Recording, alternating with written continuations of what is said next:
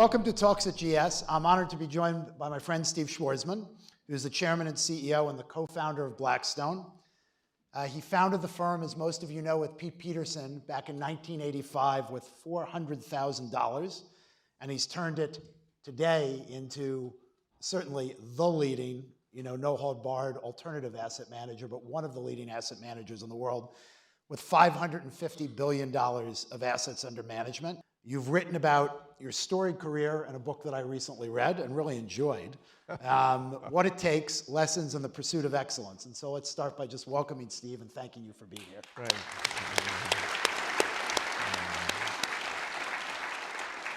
So I want to start because I learned some things about you in the book that I didn't know. I didn't know about Schwarzman's curtains and linens, and so I want to go back to the beginning, where you start in the book. Growing up in the suburbs of Philadelphia, your father ran a family business, Schwarzman's Curtains and Linens, and you started working there at 10 years old for 10 cents an hour. And in a preview of your future life, and this was a very poignant story at the beginning of the book, you talk about how you went to your father and proposed that he expand the business. So talk a little bit about that story and how that conversation went and how that shaped you a little bit. Yeah, I was, actually I asked my grandfather for an increase to 25 cents. And he said, "Stephen, you're not worth 10. So I guess these Schwarzmans, sort of have a certain objectivity. And the store looked like sort of Bed Bath & Beyond, except there was no Bed Bath & Beyond. And I'd watch all these customers. I said, this is like a good thing. So I went to my dad, probably when I was somewhere around 13, and I said, "Hey, Dad, there's a lot of people in this store, and why don't we take the store all over the country?" And I thought it was like a no-brainer.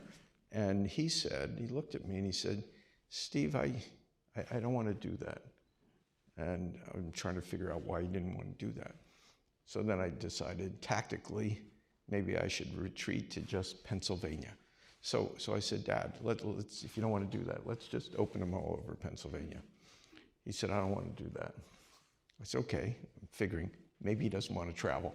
So I said, "Let's just open How about a few more in Philadelphia? 6 or 7 stores around Philadelphia." And he said, "I don't want to do that." And I said, "Dad, why don't you want to do that?" And he said, "Because I'm happy the way I am.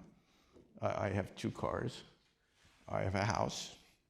I have enough money to send you and your brothers to college. That's really all I want." And I couldn't take that on board.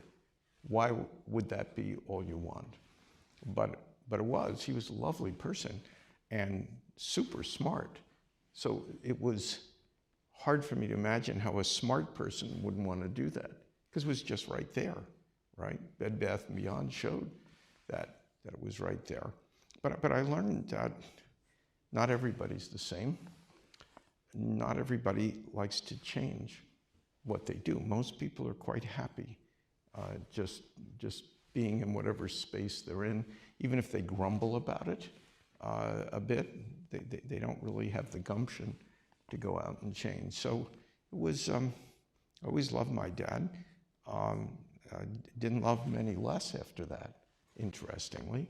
But I realized I was just like different than he was. Well, you were different. Another story I liked in the book, and obviously I won't have time for all of them, but this one was one that was great. You were applying to colleges, and you got into Yale, and you were waitlisted at Harvard. Yep. And so you basically picked up the phone and you went right after the admissions director at Harvard. And tell that story. That was pretty scary.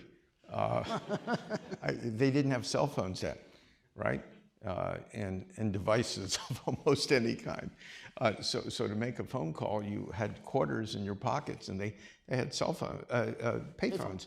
So the only payphone I had availability to was at the gym in my high school. So I got the number from information for Harvard admissions. So I called and I said, "Dean," whatever his name was, and was the head of admissions, and they put me through. So he picks up the phone, and I said, "Dean so-and-so, my name's Steve Schwarzman from Abington, Pennsylvania. I'm on the wait list, and it would really be terrific if you would admit me. So he says, how did you get my number?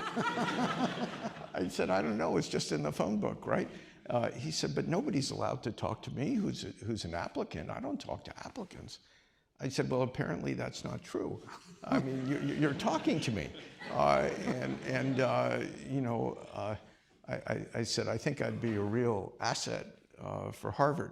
And he said, I'm sure you would. But unfortunately, we're not taking anyone from the waiting list. Our yield is higher than we thought. So where else have you gotten in? I said, I got into Yale. He said, well, that's a lovely place. I'm sure you'll have a very good time. I said, I'm sure I'll have a good time too, but that's not why I was calling.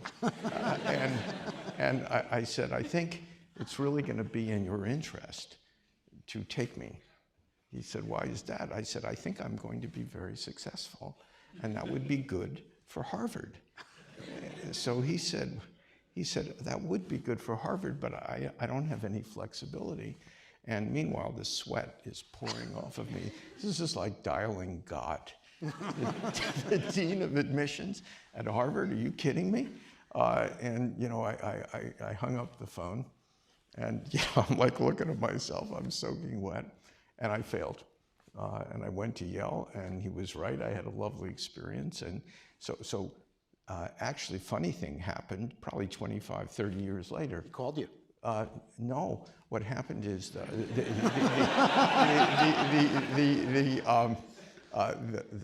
one of the members of the Harvard Corporation was in, who does some work for us at Blackstone. And I told him this story. He said, well, was that Dean so-and-so? I said, yeah, it's my memory.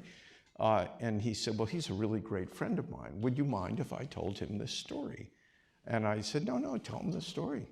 So 3 weeks later, I get a letter in the mail from the former dean of Harvard admissions. And it says, dear Mr. Schwarzman, my friend so-and-so talked to me about your situation. And he said, I remember getting your phone call in 1965 because I never got a phone call like that before or since. And regrettably, I've been following your career in the press. And every time you do some other amazing thing, I keep saying, I completely blew it. So he said, you have my apology. He said, the problem when you're in my kind of position is you never know with a young person which one's going to really work out or not. And, he said it was Yale's gain because I had given Yale a lot of money and hadn't done it to Harvard. So, so that was that story. It's a funny story at the end of your life. I can assure you when you're 17, this was not a funny story. So after college, you landed your first job at DLJ. You then went on to serve in the reserves during the Vietnam War. And then after serving, you did make your way to Harvard because you went to Harvard Business School, which you initially hated. So talk a little bit about what cemented the fact that you wanted to go into finance. What was the moment you said, I'm going in that direction? I'm very bad at math, so it wasn't a normal thing. I joined DLJ, I was untrained. This is another thing, Goldman's been a leader at this. We've tried to copy, some of the stuff that's been successful in training. When I joined Lehman, we had no training. You just started. You just got a desk that probably had that at Bear Stearns. You had a desk, you didn't know much, you tried not to blow yourself up. And so I had no training, and all I did at DLJ was try and have no one give me an assignment. I must have used more deodorant than anyone in New York. I was so nervous all the time. I didn't even know what a stock was, okay? So I went to business school, and I learned that stuff, and I interviewed with two types of organizations, financial companies, because I was at one, and advertising companies, because I thought that would be interesting. I was rejected at Goldman. And you could probably tell why, you know. You know, but By the way, I got rejected at Goldman when I interviewed out of school. well, you got rejected twice. Yeah. I only, you know, I was smart enough to only apply once. I applied a third time. And you got it. But I knew they really didn't want me. Anyhow, so you know, I got 17 at Lehman. I went into finance. I didn't even know what I was doing because I'm not a natural, you know, for filling out spreadsheets and doing that kind of precision work. But I could always see patterns. And my first job interview at college, after, you know, it was just the interview process to get a job after college. Somebody interviewed me, I forget which company, and they said, "What do you want to be?" And I said, "I want to be a telephone switchboard," which apparently put the man off. And you know, he said, "What are you talking about?" I said, "I want all these feeds of things that exist in the world, and I want them to come in, I want to whirl them around, and I want them to go out differently than they came in." I said, "That's what I want to be." The guy says, "You're not for us." Now that I'm older, I realize, you know, that was a little bit of an unconventional thing. It's not a conventional answer, but it actually is a pretty good answer. I thought people were transparent. I didn't know, right? They sort of have shields. I'm pretty transparent, as you can see. So you join Lehman Brothers, and your career gets off and going. But I think obviously one of the most pivotal relationships that became hugely important to the direction of your career, the establishment of Blackstone, was in your second year at Lehman. Pete Peterson became chairman and CEO, and you developed a real bond with him. Yeah, it was very interesting. Pete was 21 years older than me. He was an accidental CEO of the firm. It was, you know, the firm got in trouble, and you know, the old partners, you know, I call them like the Dukes, they all hated each other, didn't trust each other, so they figured they'd take the new guy who was just hired, who didn't know anything about finance, and make him the head of it, and then they would control him. That was... Didn't quite work that way. Not a good assumption.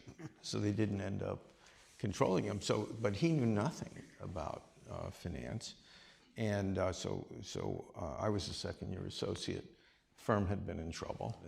And so Pete went around with a guy named George Ball, who was Deputy Secretary of State, joined Lehman to find money to save the firm. To give you some idea of how midget-sized Goldman, Lehman, Morgan was, in 1972, $7 million of capital saved Lehman Brothers. So Pete sent a note out to everybody. This is why Lehman was so different than Goldman. Imagine this, that he sent a note out to everybody and all the partners and associates saying, okay, we've sort of had a mess now. How should we, what strategic plan should we have to run the firm? And at Goldman, you would have gotten a lot of responses from a lot of responsible, very smart people. At Lehman, nobody responded to the CEO except me, because I didn't get the word that that was politically incorrect, right? So I wrote him a strategic plan. It was, you know, it was sort of, you know, big corporate finance business, big money management business, whatever. So he called me down because he was lonely. Yeah, like nobody was down to see him. So I went down. He said, oh, you seem like a very smart young man, blah, blah, blah. Tell me about your plan. So, you know, I danced my way through the plan. And then he said, that's great. He said, we should work together. And I said, that is a very, very bad idea. And he said, why is that a bad idea? I said, I heard you don't know anything. And as a result, you ask for a regular assignment about 5 times more stuff than you need because you're trying to figure out what you're doing. I said, I am a second-year associate. I don't know what I'm doing. So why would the two of us work together? I said, why don't we wait until at least I learn what I'm doing? And hopefully you'll learn what you're doing, and I will give you a call when I've learned, and I'd be glad to work together. I'm just not capable of doing that now productively. So he's sort of like, Who is this kid?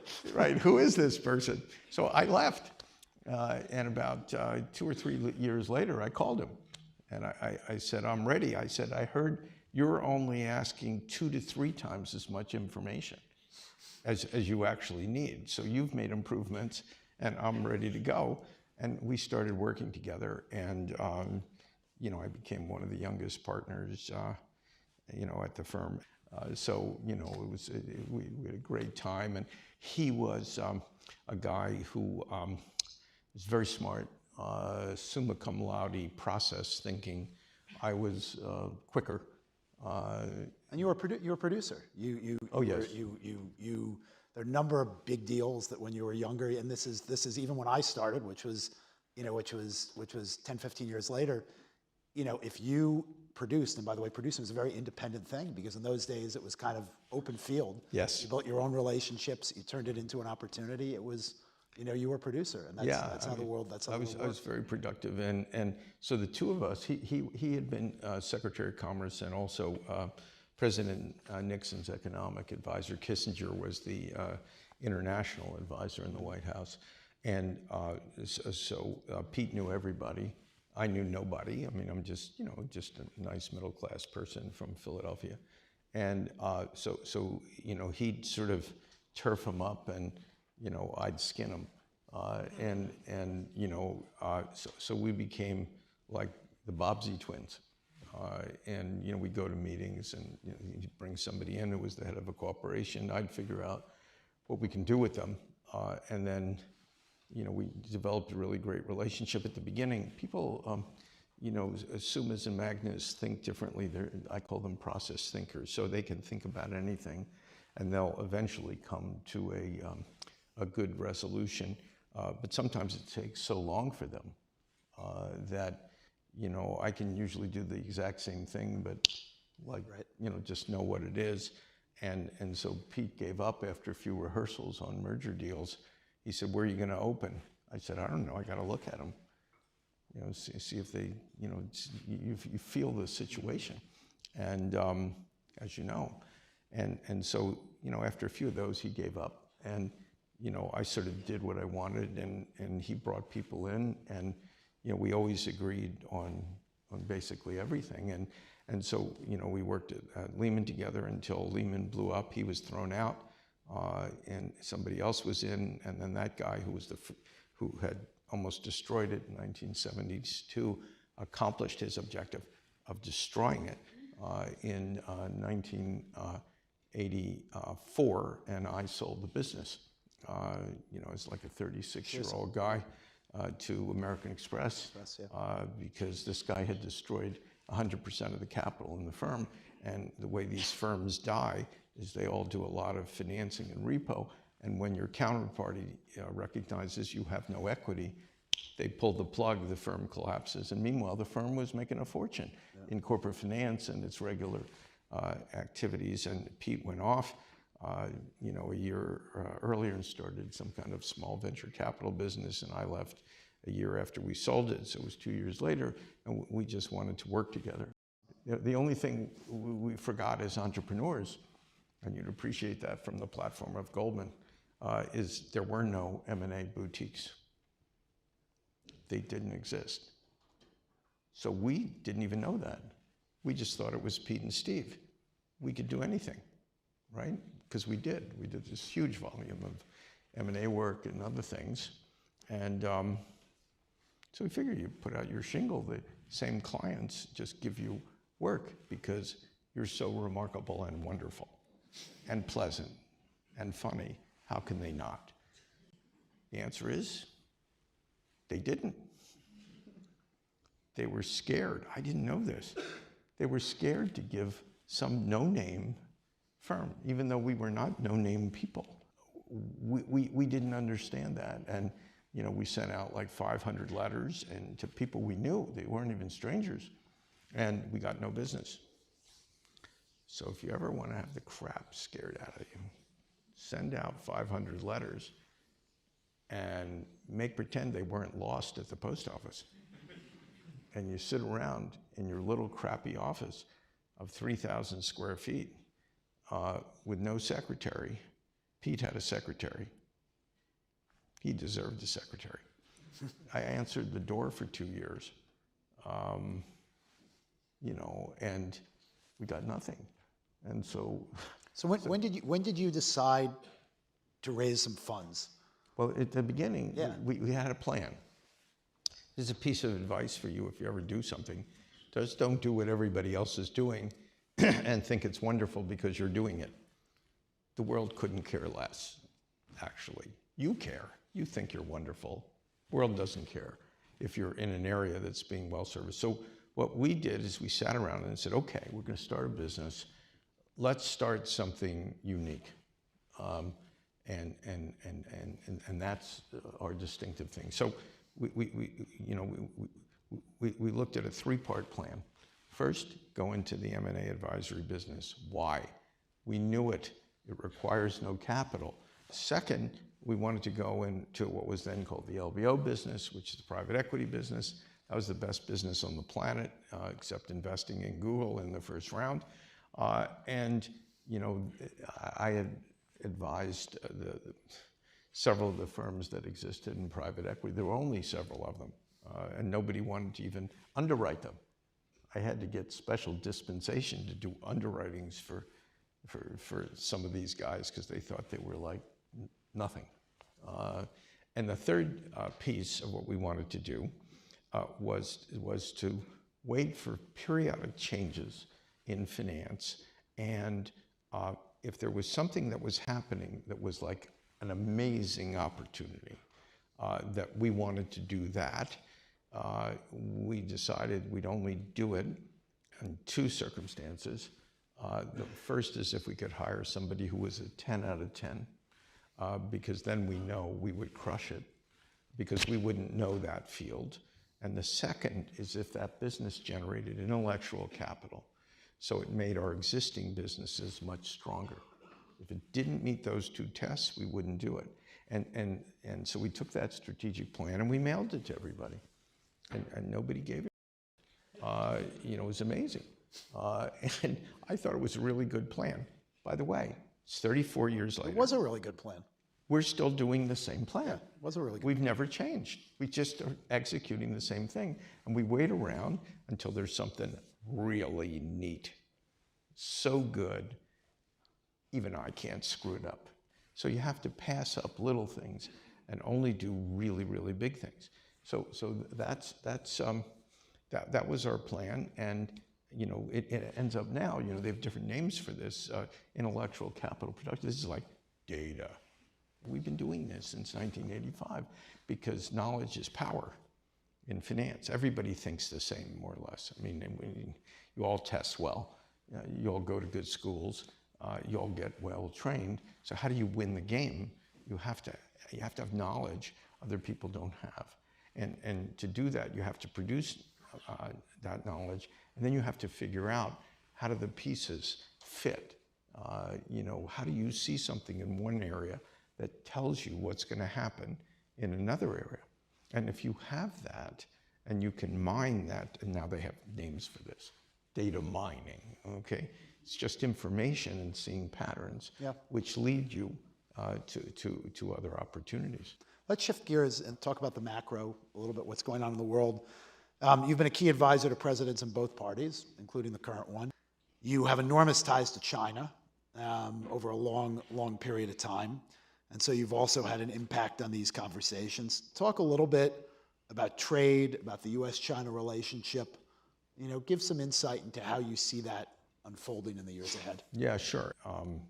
We've been in the middle of a lot of the China stuff over the last 2.5 years. It started with a conversation with President Xi, which was really pretty amazing. We were at Davos, and you know, there were 17 Chinese officials on one side of a table and 17 non-Chinese officials. Another was a lunch.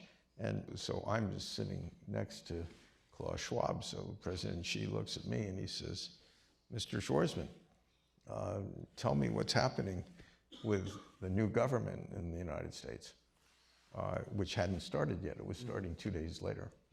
And I said, well, we've had a surprise election. You know, the person who won wasn't expected to win.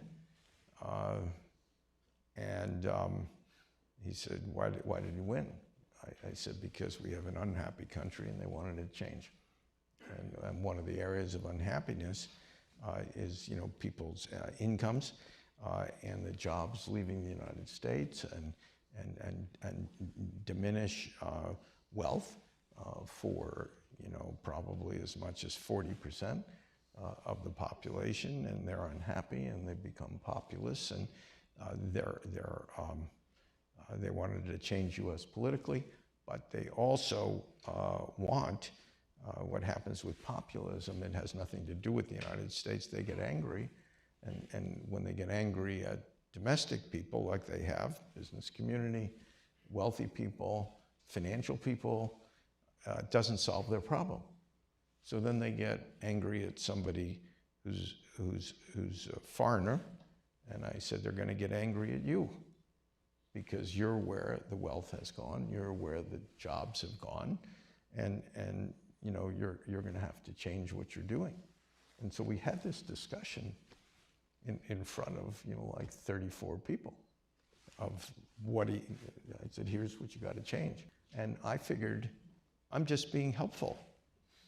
And I said, don't be misled that this has anything to do with Donald Trump. I said, this has to do with unhappy people in America. Yeah, broadly. And I said, at some point he won't be president, but that doesn't matter. I said, you're going to be facing a next president who's going to be carrying the same burden from our population.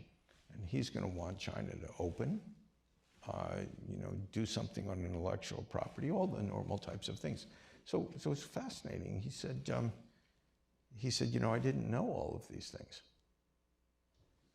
I said, well, we didn't know either before this election. Everybody thought something different about the foundations of America, and now we've learned that's not where America was going. And I said, don't blame your own people for not knowing. Every pollster in America was wrong. Right? So, you know, you're getting it right now from me because I know it. And he said, well, if that's the case, we are going to have to make some significant economic adjustments in our country. And then he asked me to call the new president and tell him what he said and that kind of stuff. So this started me on some incredible adventure. You know, I was just like minding my own business. I was a person at a dinner, a lunch rather. And so these discussions have been going on. And you know, of course, in China, they have, you know, sort of hardliners who don't like to change anything. Sure. Because why not? They were growing at that time, you know, like at 9-10%, and we were growing at 1.8. So if you're growing at 5 times somebody else, why would you change? And then you had the reformers who knew they would have to change.